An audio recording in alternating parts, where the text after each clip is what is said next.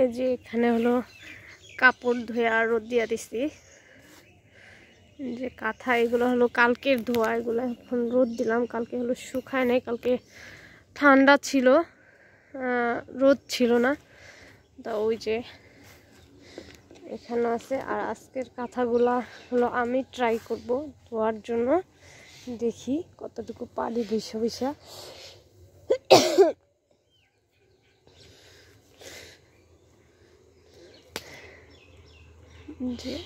আর কিছু নতুন ড্রেস তাকে গিফট করা হয়েছে, তার নানা ভাই দিছে, তার ছোট আপা দিছে,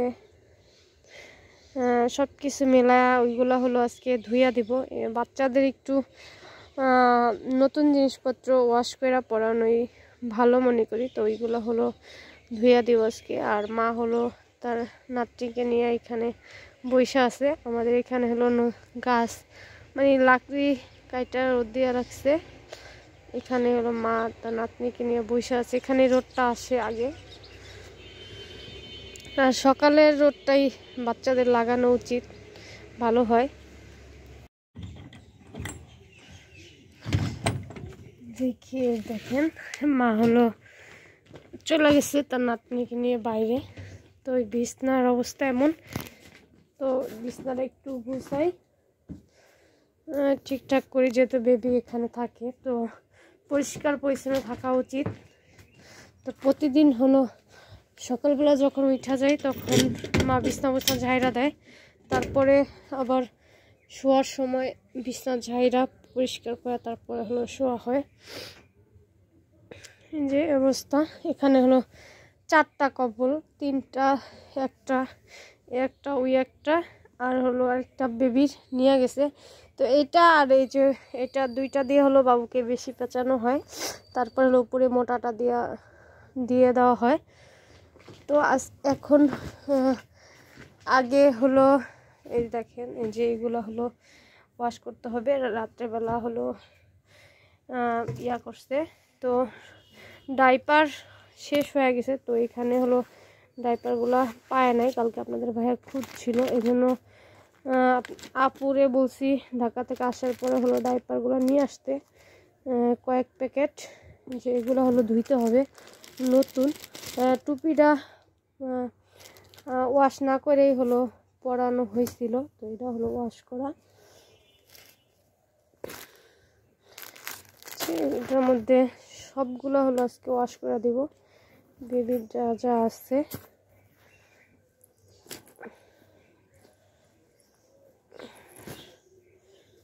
দেখেন এই যে সব নতুন কাপড় চোপড়।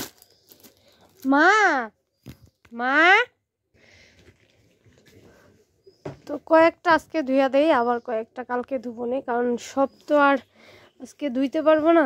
কারণ আমি আজকে হলো ট্রাই করতেছি, আমার আবার মানে নিজে থেকে একটা অনুভূতি মনে হয় যে পারবো, আসলে পারবো না এমন কিছু না, কিন্তু বেশি জোর খাটা করতে গেলে কিন্তু আমি নিজে অসুস্থ হয়ে যাব, কারণ আমার সেলাইটা এখনো শুকায় নাই পরিপূর্ণভাবে। এই জন্য মা বলতেছে দরকার নাই, তুমি তোমার ইচ্ছা হয়েছে তো তুমি অল্প কিছুই ইয়া করো, আমি পরে ধুইয়া দিব না। তো দেখি এই যে এই তা নানা ভাই যেগুলো আনছে এইগুলোই ওয়াশ করে দিই, তারপরে বাকি যেগুলো আসছে ওইগুলো হলো মা পরে ওয়াশ করে দিব না। এটা হলো একটু ওয়াশ করতে হবে, কারণ এটার মধ্যে তার বাথরুমটা একটু লাগে গেছিলো, কারণ ডাইপার শেষ হয়ে গেছে।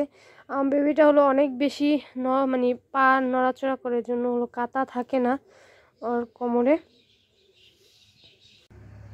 এখন আমি বিছনাটা উঠাবো সুন্দর মতো।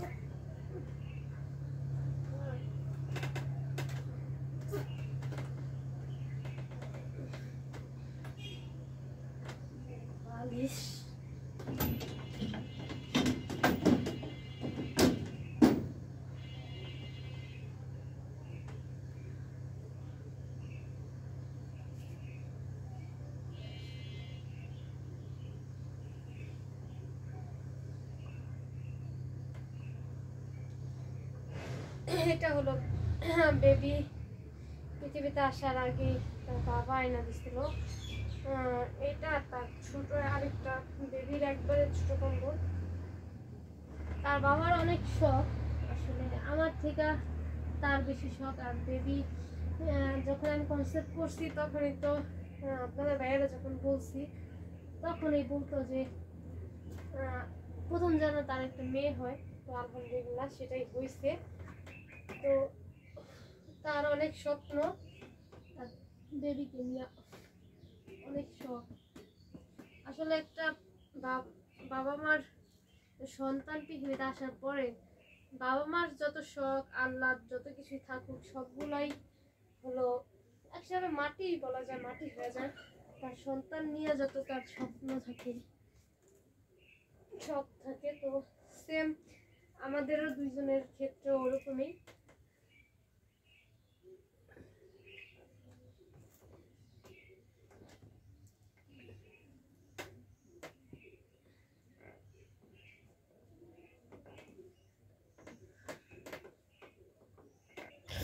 তো আজকে দেখলেন যে মানে সব কিছুই ট্রাই করতেছি আমি আস্তে আস্তে। তো আমার সেলাইটা মোটামুটি মানে শুকাই গেছে, উপরে দেখা যাইতেছে।